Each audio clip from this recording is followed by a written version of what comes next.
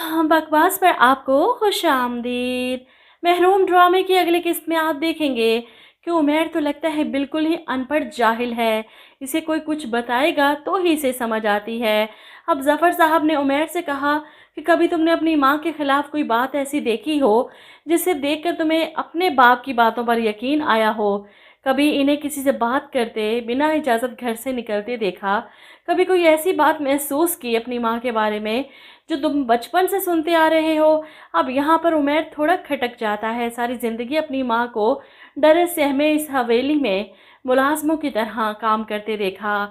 इसी परेशानी में वो अपने बाप के पास आता है, यही पूछने कि जब बचपन में मैं डर जाया करता था, आपके पास आकर सोता था, तो आप मुझे ये कहते थे कि तुम्हारी माँ तुम्हें डराती है। क्यों कहते थे आप ये सब?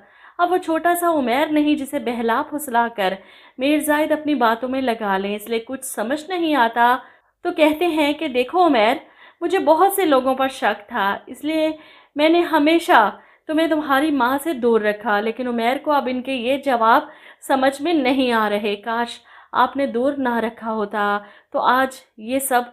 खैर वो उठकर चला जाता है। मीर ज़ाहिद परेशान हो जाते कि उमैर को यूं अचानक अपनी माँ के बारे में सवाल करने की वजह आखिर क्या है। यही बात इन्हें परेशान करेगी कि कहीं उमैर सच्चाई की खोज में सब कुछ जान ना ले, इनसे दूर ना चला जाए। उमैर दूर चला गया तो जिस जायदाद की खातिर वो इतने साल चालें चल रहे हैं, एक झटके में सब इनके हाथ से चला जाएगा।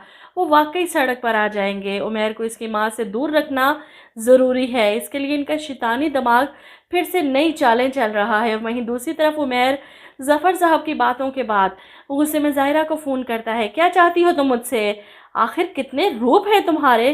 कभी तुम साथ के साथ नज़र आती हो, कभी अपने बॉस को मेरे पास भेजती हो। आखिर चाहती क्या हो तुम? उमैर की बातें सुनकर ज़ाहिरा हैरान होती है। ज़फ़र सर तुम्हारे पास क्यों आए थे? जिस पर वो कहता है तुम्हारे लिए मिन्नतें कर रहे थे, तुम्हें दोबारा से अपनी ज़िंदगी में शामिल कर लूँ। ज़ाहिरा अनजान बनती है। मैंने सर से ऐसी कोई बात नहीं की। मुझे नहीं पता कि वो क्यों तुम्हारे पास ये सब कहने के लिए आए।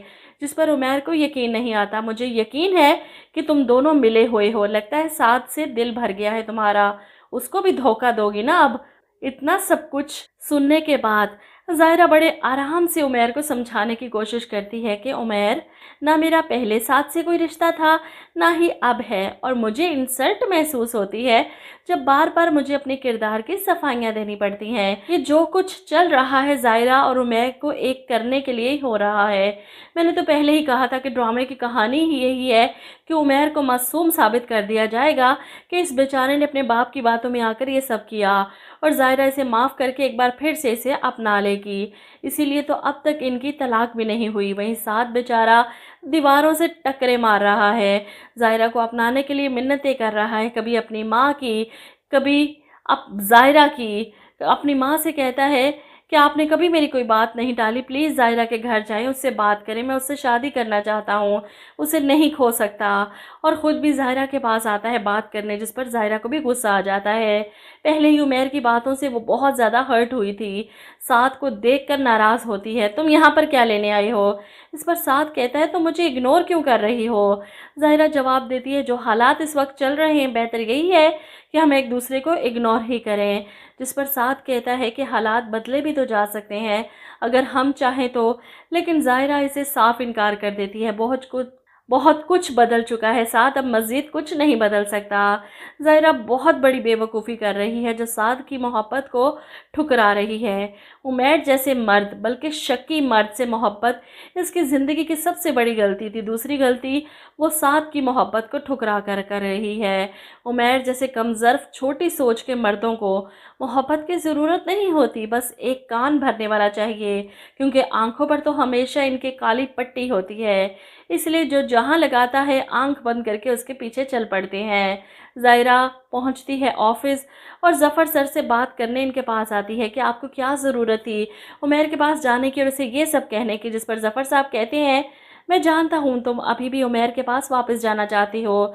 जिस पर ज़ाहिरा इनकार करती है कि नहीं सर, मैं नहीं जाना चाहती हूँ उसके पास वापस। वो नज़रें चुराते हुए जवाब देती है तो ज़फ़र साहब इसे कहते हैं हाँ, तुम वाकई उस उमैर के पास वापस नहीं जाना चाहती जिसने तुम्हें धोखा दिया है। उस उमैर के पास वापस भी नहीं जाना चाहती जिसने तुम पर लगाए गए इल्ज़ामात को सच मान लिया, लेकिन उस उमैर के पास वापस ज़रूर जाना चाहती हो जिसने तुमसे मोहब्बत की थी। वो ज़ाहिरा को समझाने की कोशिश करते हैं कि उमैर बुरा नहीं है, बस इसे बुरा बना दिया गया है। इस पर ज़ाहिरा कहती है वो अच्छा हो या बुरा, मेरा इससे कोई ताल्लुक़ नहीं। नहीं नहीं करते इसने एंड में ताल्लुक़ बना ही लेना है।